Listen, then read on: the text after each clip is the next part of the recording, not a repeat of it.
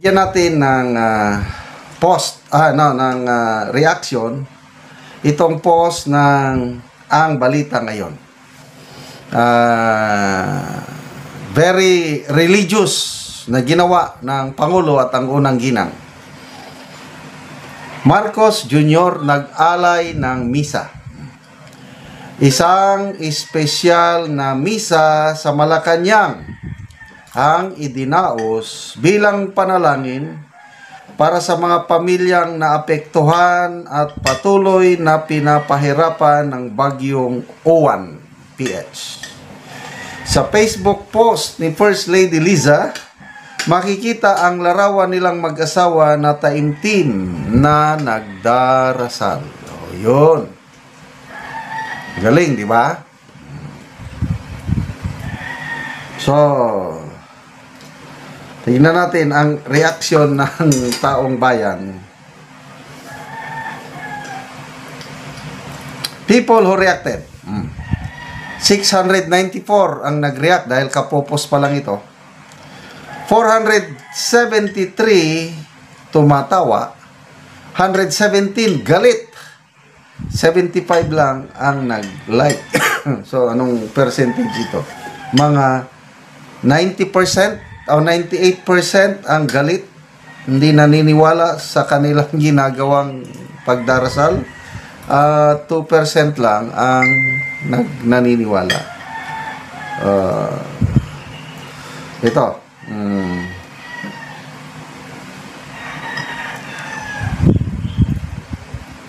Mga comments. Sandali ha. So, comments. Priscel Pilayo, babalik daw si Uwan, gaganti daw siya, doon siya babalik sa lugar ni BBM. Kung hindi sana sinira ni Sierra Madre mata niya, doon talaga siya pupunta sa lugar ni BBM. Oh, magpasalamat nga tayo, may nakita kong post. Yung mata ng bagyo tumama sa Sierra Madre. Na break yung lakas niya, wala na. Kaya, pasalamat tayo, kakaunti ang buhay na nalagas kumpara doon sa Tino sa Visayas. Kasi nandun yung protection.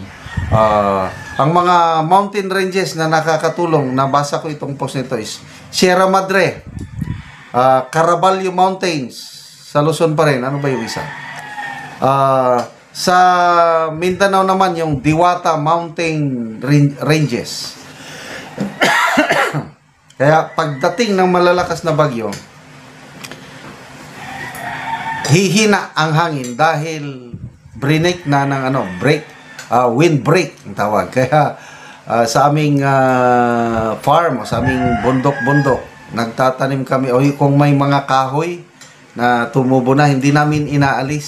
Sabi ng aking commander, aking wife, wag alisin yan. Wind break yan. Tama. So yun, ialay natin ang mga pamilya ng mga buhaya sa baha. Pahayag ito ni Congressman Barsaga. Ito ang pahayag ni Cavite 4th District Representative Kiko Barsaga na muling binanatan ang administrasyon ni Pangulong Marcos Jr. matapos ang serye ng mga aligasyon tungkol sa umano'y garapalang katiwalian sa proyekto ng flood control at kakulangan sa kahandaan sa gitna ng mga sunod-sunod na bagyo. Sa kanyang official Facebook, kalakip ang hashtag na ikulong si Marcos. Ibinahagi ni Barsaga. Ito ang kanya. Sa susunod na bagyo, ialay natin yung mga pamilya ng mga buhaya sa baha. Tignan natin kung magnanakaw ulit sila. Grabe, no? Walang takot magpahayag itong kongresista na ito. Alay. Sacrifice. Yan po ang mga traditional practices nung una, no? Old Testament. Mag-alay sila ng mga hayop. Ang Diyos, si Jehovah o si Yahweh, Ganyan, inaalay, may utos siya, part of Jewish tradition, magkatay ng mga hayop magpadugo para sa kapatawaran ng kasalanan. Ganon yun ang ano. Yung pag-aalay ng padugo na yan, sa aking pagbabasa, pagkaintindi sa Biblia, may 6 na sacrifice, blood sacrifice. Ito, konting history na lang yung kay Congressman Barsaga, sa galit na lang niya yun, ialay, isakripisyo ang mga buhaya para maapis ang mga espiritu ng bagyo. Kasi ganon nga ang ginagawa ng ano. But seriously speaking, yung sacrifice na yan is God-ordained sacrifice, yung mga blood sacrifices. Kailang, para maintindihan natin, bakit kailangan ang Panginoong Hesus hahantong sa punto na ialay niya, yung ultimate sacrifice po ay ang Panginoong Hesus, yung sakripisyo ng kanyang buhay sa krus. Bakit hahantong ng ganon? Okay. Nagsimula yan sa Garden of Eden. Ang utos ng Panginoon kay Adan at Eva, huwag niyong kainin ang prutas na ito.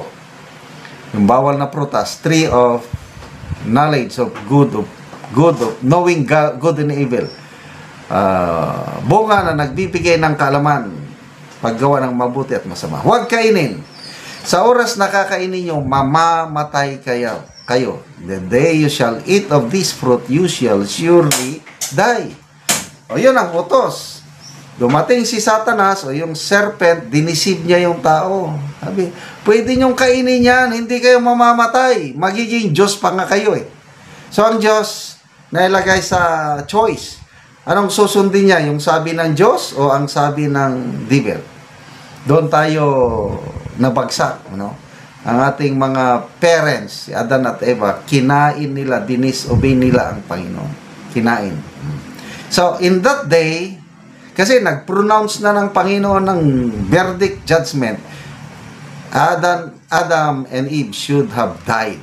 But, because of mercy of God, pinatawad niya. But, because He is a God of justice, dapat may sasalo, may tatanggap sa kaparusahan na death. So yun, ang unang blood sacrifice, ang Panginoon kumuha ng hayop, kinatay niya, pinadugo niya, yun na po ang unang blood sacrifice. Kinuha ng Panginoon yung balat ng hayop at dinamitan niya si Adan at Eva. Kasi ang unang damit nila, fig leaves nahiya na sa sarili. So yun, first blood sacrifice, pag-alay is sa Garden of Eden. And then, pinalayas sila sa Garden of Eden.